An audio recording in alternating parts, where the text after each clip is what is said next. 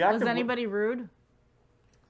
Yeah, some people, and I can only imagine what it's like these days in like social media, where you're like, Mm-hmm. oh, Let's I, bring on. Can we I was bring on judged, Mayor but Hoffman? yeah, Let's bring on Mayor Hoffman. This guy's a very experienced in a lot of different. Mayor let's ask Robert him Hoffman. about waving. First of all, are you like in a tiny house? Because the ceiling is just right on your head. Morning, Mayor. Mayor, Unmute. Try it again. unmute. No, he's unmuted. Oh. I think it's you. Dude. No, I've got him on here. Mayor, can you give us a test? Hello? There you Yay. are. Right on. Yeah. I can hear you. Right on. So let's just, Mayor, what makes a good wave when you're out here in election season? What do you think are some of the best tips? Yes, yeah. You got to point at the car. You got to point at the car when they wave back. You got to acknowledge them. That's kind of the golden rule, I think, because people want to know that you're actually. I've seen some people just wave and their backs are turned to everything and they're just holding out their hand and they're talking to somebody else on the side. So it doesn't really mean be sincere, but it's just a nice way to see. I think people gauge it on the honks.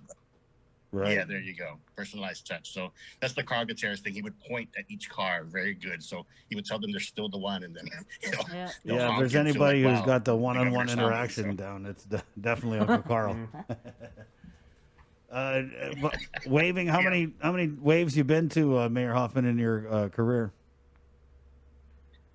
Oh, too many to count on it right now, and it's I don't really like the election season every time because I hate asking people for money, so I don't ever do fundraisers in that way because I just think it's people work so hard to keep their own money, and I understand as a family, as a father, just how much it is. So I wish there was an easier way to kind of get things out there and get the votes out. I mean, I'm just so impressed when I hear the U.S. election, how much they raise. Crazy. Just the billions of dollars. I'm just like, wow, that's unbelievable. But, Mayor, let me ask you. That's where.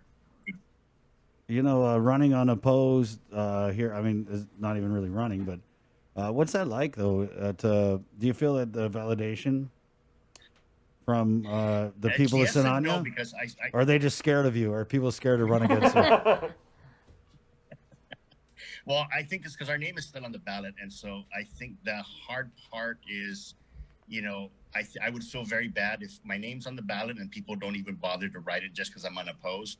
So then, it does something to the psyche because, you want to feel accepted in this. I mean, that's what the election is. You want to feel like, okay, they're validating my work and what I've been doing. So I would feel very afraid that if 1,000 people came to vote and only 200 actually marked my name, then I would get very nervous. So that's why I'm still campaigning as if I had an opponent.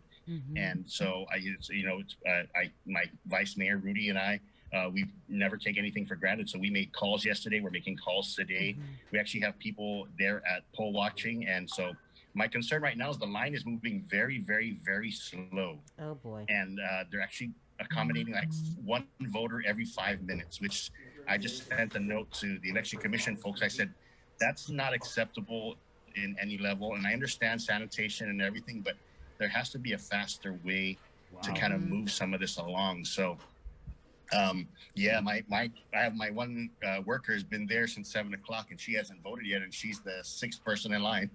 So I said almost. So Mayor, we were talking. Yeah, it's pretty interesting. We were talking earlier. And we're a small village. We're Sinahanya, so yeah. I can imagine other villages which larger with larger populations. So hopefully the process picks up and people get attuned and get into a kind of a system and a pattern of how to do stuff. How many elections have you gone unopposed? Seems it's been a few. Every election since 2005. I only had a primary opponent in 2004 election, or 2004, and then after that I didn't have a general election opponent. Then I haven't had an opponent the 2 times I was vice mayor, and this will be my 3rd time as mayor. So for the last 16 years. Wow. Well, congratulations to you. Are you the longest? Interesting. Are you the longest? Who's the longest sitting mayor? Mayor Mack. Mayor Mack. Okay. Mayor McDonald, see? Yeah. Mayor McDonald. I know. Yeah. McDonald has been there 30. I want to say since 1994. Right. Yeah. So let me ask you this: since you've been there for 16 years, running unopposed, uh, what does it take then to be a good mayor? I think just be responsive to the people's needs. And we're 24/7, so we really got to make sure that that's actually happened and that the leaders are that. We get sometimes people who have no ability to get a hold of their mayor. And I grew up, I would say, under the tutelage of then Governor Gutierrez, and he really instilled something that I always thought was probably the best guiding light in any politician. That one problem that person calls you with is the biggest thing that's in front of them. It may seem small to you, Right. but to them, that's the thing that's bothering them, that they want solved now, that they want to take care of. So that's kind of where that's kind of what we've been doing at every which way we can. So I think be responsive, listen, and try your best to kind of just always be held accountable and be transparent. And with the projects that we're doing, with the funds we raise, with everything, we try to tell as many people as we can and get as much information out as which we can. And so, the mayor, some of my colleagues joke, I'm the mayor's mayor. So, because they call me to get stuff done sometimes. Right, So, right. it's been an honor to serve some people and really help. And we help each other. And I think my colleagues, I wish them well today because, I'm happy when other people have opponents, and even myself, I think it brings out the best in the quality of what's out there. And ultimately, the politicians have had their say for the last how many days of campaigning. Today, the voters have their say. Yeah. Well, you've been responding. Like I said, you have to be responsive. So, in the past 20 years, you've responded to everything and anything. What would be, I guess, the craziest thing you've ever responded to? I would say animals, lost pets, water leaks. I would say that are interesting. How they happen. We've had to attend to domestic disputes between neighbors, and those are kind of the interesting ones that what they're fighting over. And so it gets kind of bizarre sometimes. And then in between that, getting to perform civil weddings in really weird locations that they find significant, but we're like, okay, I guess so. So we just try to be the best and do our best. So it's just getting those 4 a.m. phone calls. It's the 12 o'clock in the midnight phone call when 911 calls you because they need something taken care of. So like I've always said, we're 911's 911. So they call us for sand if there's an accident in the road, or to locate somebody, or and some of the ones that really are tearjerkers is when we have Alzheimer's and dementia manumco out in the streets in the middle of the night, and family members are frantic, and we have a robust neighborhood watch system, and we really educate our precinct about who they are, so they actually can recognize who these seniors are, so these families can get some kind of relief. But those are the kinds of things that we kind of really make me feel worth another job, is to be able to help senior citizens a lot. And I think that and persons with disabilities, that's been my passion. And want to give them a chance to just really live the life to the fullest. Mayor, I mean, you're not just a mayor. You've been involved in a lot of different campaigns for higher offices, whether, mostly behind the scenes or chairing. So really, I think you have an interesting perspective on just politics in general. What's your take on if we could just run down the races? We've talked about the mayor races, legislative races. Are you seeing Democrat or Republican majority? And just what are your thoughts on the type of campaigning that we saw for the senatorial seats during this pandemic? Sure. Well, putting my party hat aside on this end, I think just being as an observer, I really don't pay attention too much to the political action groups, because they have a vested interest in something specific of an agenda on that end. So just looking at the candidates specifically, I always look for candidates that really kind of are in tune with what the village needs are. And I'm saying that that as a mayor, but also is because at the end of the day, you go home to a village, and if they're not making improvements or finding a way to improve where they live, then there's a disconnect in that. It's almost like they don't understand society, because it's where you're safe and where your kids are going to grow up, and it's where you were going to raise your family and do types of business and stuff. So I kind of always look for candidates that are connected in that way. I think that's where it works. But I think the Democrats have a pretty good chance of retaining the majority. They have an interesting slate. And I think because they campaigned more on some of the issues there, I thought that they had town halls. I watched both the Republican town halls and the Democratic town halls where the senators there. So, and then I've read the supplements, what's out there. So whatever material is available, I think, you kind of get a tune of where their focus is. Social justice, equality, the environment. These are kind of hot button issues that I think everybody's concerned about. So I'm looking forward to seeing how, if it comes true for the senatorial race. But I wish everybody luck. Like Jason said, it takes a lot to want to run for office. And I think that's the hard part. You really give yourself, you sacrifice these couple of months of just with your families and everything. So it's a ministry in itself. Congressional race, your thoughts?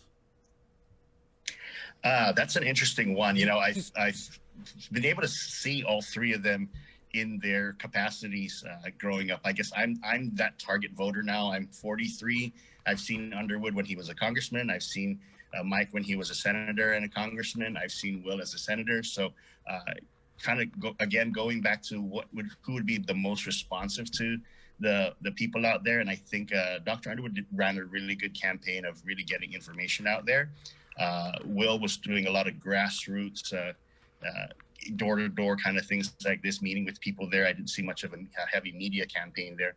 And then same with Mike. Mike, I think, used a lot of the press releases and the exposure, whatever he had, able to command, kind of just get some information in and out. So issues-wise, I think Underwood did a good job of addressing a lot of the issues, and he participated in the debate. So, it's interesting. Hopefully, the people see through kind of the fog of a lot of the other smoke and mirrors games of whatever else, and actually look down and see who's results, who's proven, who's done stuff. So that's I think where it lies on that. I think all of them have an interesting take. I hope we don't have to do a runoff. I know everybody wants their YouTubes back and their social media pages back.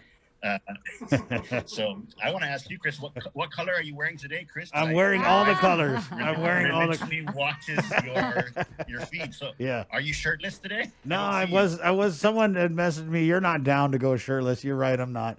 So I wore something that has everybody's colors on it because I made a joke on my Instagram about like, God, if I wear red, I'm Republican. If I wear blue, Democrat. Wear green for Underwood. So this morning I just looked in the closet. That's like, this is like 80 different candidates in one. But that's even, it goes true for like, don't wear a blue shirt to Benson because they'll think you work there. Don't wear a red shirt to Kmart. Right. Yeah. I was in the States and I wore a red shirt in Target and people kept asking me stuff and I was like, I don't work here. In so Spanish, right? Never wear a red shirt into Target. Right. Don't wear orange at Home Depot either.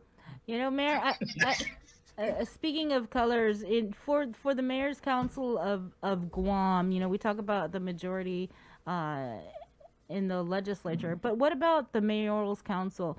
How important is it, or does it even make a difference if you have a Democrat majority in the Mayor's Council or a Republican majority in the Mayor's Council? I mean, when you look ahead towards the next, like the 2022 elections. No, it doesn't. For the mayors itself, we get together, we work together, we kind of always cross party lines.